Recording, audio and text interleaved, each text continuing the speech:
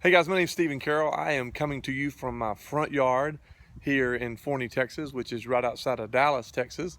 And I'm wanted to tell you, I'm incredibly excited, super pumped to be with Garrett Memorial Student Ministry this coming weekend for your retreat.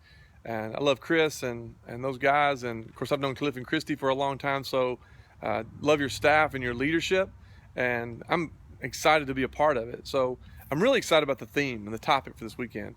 The topic of discipleship. And you know, the word disciple is to be a follower or a student of a teacher or a leader in your life. And so when we think about the word disciple, then obviously we think about our relationship with Jesus Christ. We think about the disciples in the Bible. We think about Peter, James, and John. And this weekend, I want to look at that from several different avenues. First of all, I want to look at the life of Jesus. When you think about someone that followed the Lord and is obedient to the Lord, no matter what, obviously Jesus Christ is the best example that we can follow. And we want to look at his life, because what's interesting about Jesus was, you know, when he began his ministry, he was 30 years old.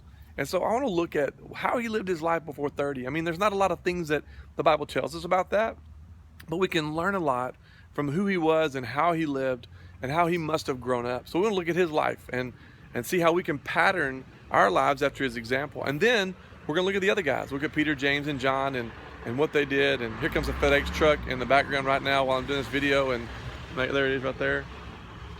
Completely jacked things up. But anyway, we're going to look at the disciples, Peter, James, and John, how they chose to follow Jesus, what they left behind, and then what it meant for them to become a disciple. What did they do? How did they apply the things that Jesus taught them? And we're going to look at their lives, and then we're going to see how that applies to us. How can we become disciples? And then not only that, but how can we make disciples? That's what Jesus called us to do. He said, go ye therefore and teach all nations, baptizing them in the Father, the Son, and the Holy Spirit, teaching them to observe all the things that I've commanded you. And he said, I'll be with you forever through the power of the Holy Spirit. So we can learn a lot from these guys. We can learn a lot from Jesus. And so I'm crazy excited about what God's going to do this weekend. So hope you're signed up, man. If you haven't signed up yet, man, do that. Man, we're going to laugh. We're going to have a good time. We're going to learn a lot. And I've been praying that God would just use us and use this weekend to be a blessing to you. So if you hadn't signed up, sign up tonight. I know Chris would love for you to go, and we'll look forward to seeing you guys this weekend. All right. So you guys be blessed. Have a great night tonight, and tell your friends, and we'll see you this weekend. All right. Blessings.